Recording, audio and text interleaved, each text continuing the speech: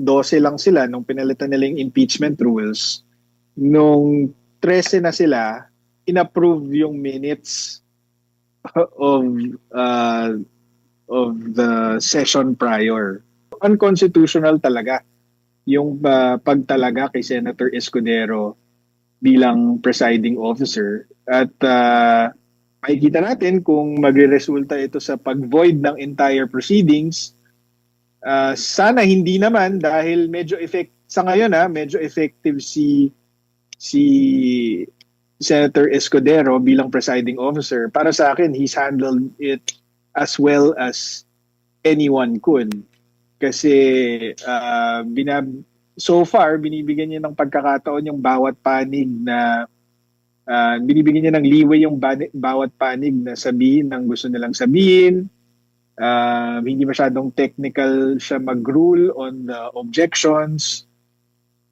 So far, para sa akin, positive influence si Senator Escudero sa proceedings. Kaya lang, ang problema nga, unconstitutional siya. So meron talagang risk na ma-void yung entire proceedings. Ang tanong is, bakit ipipilit ng mayorya at ng mga taong nasa likod ng mayorya na gawing presiding officer si Senator Chis Escudero kung alam naman nilang may high risk of unconstitutionality yung ginagawa nila. Yung sa unang tatlong trial, nabanggit ng presiding officer na 16 ang kailangan para ma-convict, no?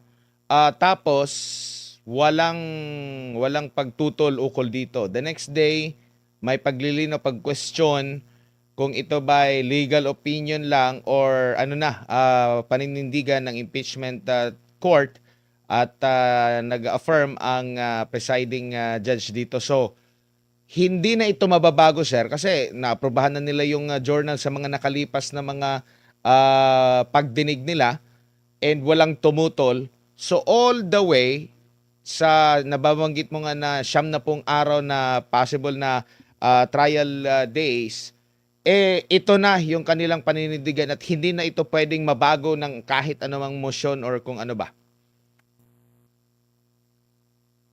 Pwede naman silang magbago ng isip. Pwede naman silang magbago ng isip, pero mukhang definitive naman yung pagsabi ni Chis Escudero at sabi mo nga, wala namang tumutol sa mga senador, whether majority or minority, na paninindigan nila yung 16 unless may ibang ruling ang Korte Suprema. At ang interesting doon ay kinabukasan nga, pagkatapos sabihin ni Senator Chis Escudero yung ruling ng impeachment court, lininaw ni Senator Ping Lacson na ruling siya ng impeachment court at kinonfirm niya na dahil ruling siya ng impeachment court, pwede na itong iakyat sa Korte Suprema kasi justiciable controversy na siya. So, yun ang interesting doon kasi mukhang kung sino man ang nagtutulak na bawasan yung threshold vote na 16, mukhang yun ang balak na iakyat sa Korte Suprema yung question. So, medyo nakakatakot isipin kung kasi all the while, Admar, ang paniniwala ako is leading up to the impeachment trial, ang gagawin talaga nila is i-justify nilang pababain yung number of votes required to convict. Kasi halos inaraw-araw nila yan eh. Di ba? Pinakulong nila si Senator Jinggoy, si Senator Marcoleta, inabol nila si Senator Bato. Tapos nag-take over sila ng majority ng Senado with 12 votes. So, parang tapos 'di ba may mga balita na tinakot nila si Chis Escudero at si Senator Joel Villanueva na kung hindi sila umanib sa majority, ipapakulong din sila. So, doon sa mga ginawa nila bago itong impeachment trial, ang buong akala ko is yun ang gagawin nilang strategy para makuha yung conviction ni VP Sara. Babawasan nila yung threshold vote. Pero yun nga, as a surprise, on the first day of the impeachment, they conceded already na 16 ang votes required. Para sa akin, dahil parang it's yung ginawa nila before impeachment trial, it's so much work just to give it up on day one of the impeachment trial. So medyo nakakatakot yung implication nun kasi baka one, confident silang makakakuha sila ng desisyon sa Supreme Court na magsasabing less than 16 is okay to convict, or baka ang tingin ng mayorya at ng Malacanang ay kaya nilang makakuha ng 16 votes sa yun nga yung pananakot nila ng kaso.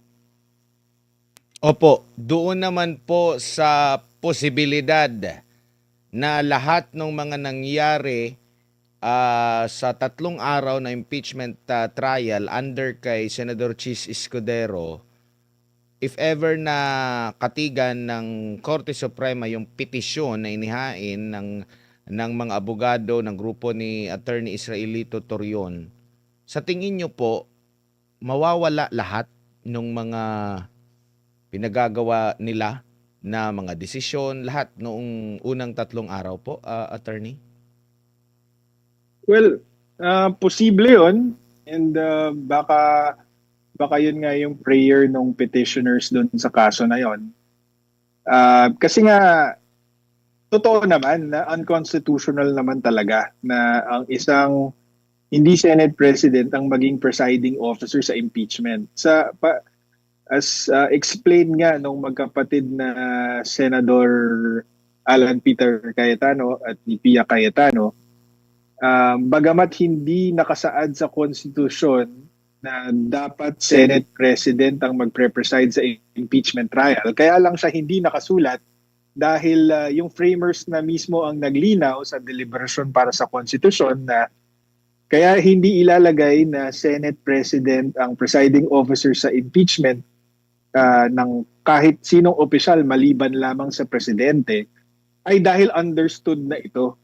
So nagdesisyon sila na hindi na kailangan isulat. Parang ang naging explanation is pag presidente ng Pilipinas ang nakasalang sa impeachment, ang magiging presiding officer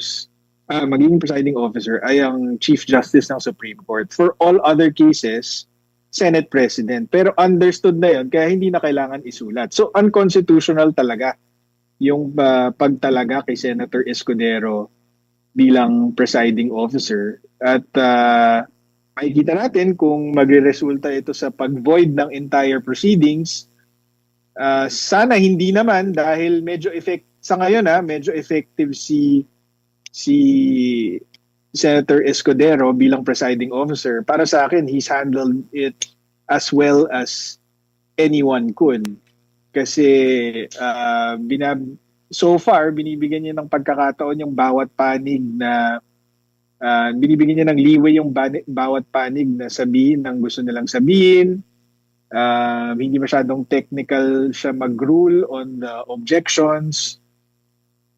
So far, para sa akin, positive influence si Senator Escudero sa proceedings. Kaya lang, ang problema nga, unconstitutional siya. So meron talagang risk na ma-void yung entire proceedings. Ang tanong is, bakit ipipilit ng mayorya at ng mga taong nasa likod ng mayorya na gawing presiding officer si Senator Chis Escudero kung alam naman nilang may high risk of unconstitutionality yung ginagawa nila.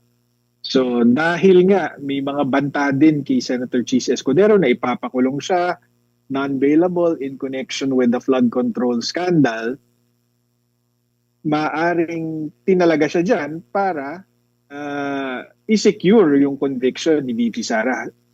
Sa ngayon, di pa natin nakikita kung na nangyayari yun. Pero baka sa mas mga eksplosibong mga ebidensya at mga article, baka makita natin na biglang pumapanig na si Senator Escudero sa prosecution. Diba? Makikita natin, dapat bantayan natin yan.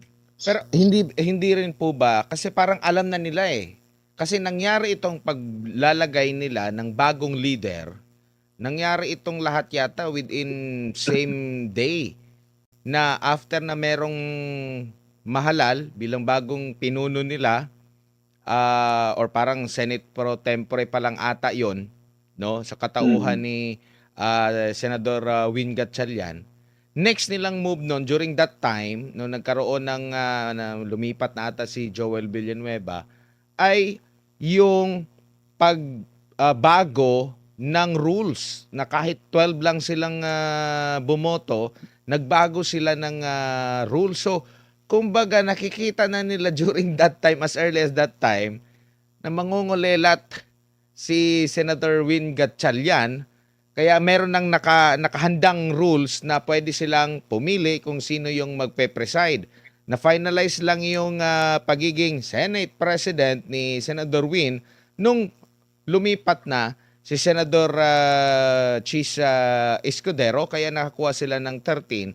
Hindi na questionable yung pagiging Senate President niya. Ang questionable ngayon, doon sa pag-amyenda nila sa rules na una, maliban doon sa 12 lang, meron pang sinasabi si Senador Alan Peter Cayetano na dapat may 1 day na abiso mula sa kanila kung merong mga pagbabago, lalo na sa rules of impeachment, attorney. Yeah, tama naman lahat yun. Na mukhang ganong kaaga linano lahat ng ito. Pero yun, the fact remains. So far so good. Para sa akin, Senator Cheese appears fair and he's handling it well. Kumbaga, kung siya yung judge ko sa korte, sabihin ko, mahusay siya. Pero again, hindi pa para sa akin itong article na ito, itong Article 4, ito nga yung pinaka walang kwenta Opo. Pero na article isa ng pa sa prosecution. So hindi pa ganun ka high stakes ito. Opo, may singit ko lang. Maaari bang, halimbawa kasi parang ang pagbabalik ng kanilang sesyon ay sa SONA pa, no? Or after SONA, maaari silang, or during SONA, pwede pa bang mabago yun? Halimbawa, doon nila i-finalize na, kasi may 30 na sila eh. Doon nila i-finalize ulit, magbotohan sila ulit doon sa pagbabago ng impeachment rules na pwede silang pumili. Pwede pa ba yun na mahabol sa tingin nyo po, attorney? If ever man na wala pang desisyon ang Korte Suprema, pero mas magmumukha tuloy na mas malinaw na kaya nila inulit itong pag-amyenda kasi alam nilang mali, pero dahil 30 na sila, kaya sinilyohan nila. Maring ganun. Pwede rin ba yun, attorney? Tingin ko, ang posisyon nila dyan is nung naging 13 na sila with Senator Joel Villanueva, inapprove daw kasi yun ang narinig kong justification ni Senator Win eh. While it is true na 12 lang sila nung pinalitan nila yung impeachment rules, nung 13 na sila, inapprove yung minutes of the session prior. So para sa kanila, ang posisyon nila is valid na yung pag-elect nila ng presiding officer. Pero it doesn't really matter kasi kahit na-approve na yung rules na yan, kung labag yan sa konstitusyon, kahit 24 pang mag-approve dyan, unconstitutional yan. Opo. At if ever po, nakikita nyo po ba na medyo mangangamote si Senador Win Gatchalian kung siya, halimbawa, ibabalik sa kanya yung pag-preside, attorney, ano nakikita nyo po? Oo kasi medyo unfair to have unfair for him and unfair to the parties to have a non-lawyer preside over the impeachment. Kasi nakita nyo naman, napaka-technical ng objections. Imagine nyo kung non-lawyer, kahit hindi naman si Senator Gatchalian eh. Imagine nyo, kunyari, hindi napalitan si Senator Tito Soto. Imagine nyo siya mag-preside sa impeachment court. Yun nga eh. Hindi ba magiging katawa-tawa yung proceedings kung ganon? Opo. Tingin ko masyado nilang masyado nilang masyadong matindi yung pag-iisip nila dito sa presiding officer na to. Kung ako ang advisor nila, 'di ba maganda yung pinakaunang suggestion nila was hindi presiding officer yung term kundi impeachment manager. Yun ang unang ginamit nilang termino eh. So kung impeachment manager si Cheese Escudero, tapos ang Senate President, so ang magre-preside sa impeachment court ay si Senator Gatchalian. Pero kapag ang tanong ay legal, i-refer niya yung question kay Senator Cheese Escudero bilang impeachment manager, di wala nang problema. Pero pinilit kasi nila yung presiding officer eh. Pero So, ang optics niyan, attorney, magiging katawa-tawa talaga sila kung meron. Mas maganda kasi ngayon nakaupo si Senator Gatchalian, di siya nagsasalita. 'Di ba? Tapos si Senator Cheese Escudero lang ang nagsasalita, nag-rule.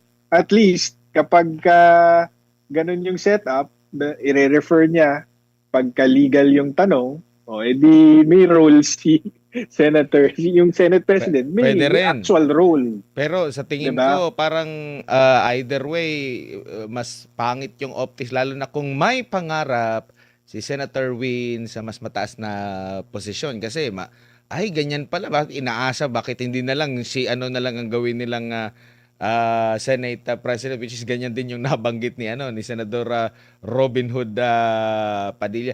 Nakikita nyo po ba na miscalculate nila ang mga pangyayari? Hindi ko alam kung na-miscalculate nila. Hindi, ako, Admar, diba nakakailang taon na ba tayo? Pang-4 na taon na natin to sa ilalim ng Administrasyong Marcos. Hindi ko masasabi na marami silang miscalculation, pero pinapanindigan nila yung miscalculation nila. Yun ang nakakatakot. Kasi kahit nagkamali sila, ipipilit nila at habang tinotolerate ng taong bayan, itutulak nila. Kaya pagka ini-interview nyo ako, palagi ko sinasabi, bantayan natin, di ba? Huwag nating papalagpasin. Kasi yun ang nangyayari. Yung mga batas, yung konstitusyon binabali, kung hindi tayo nakabantay, itutuloy lang nila kung anong gusto nila.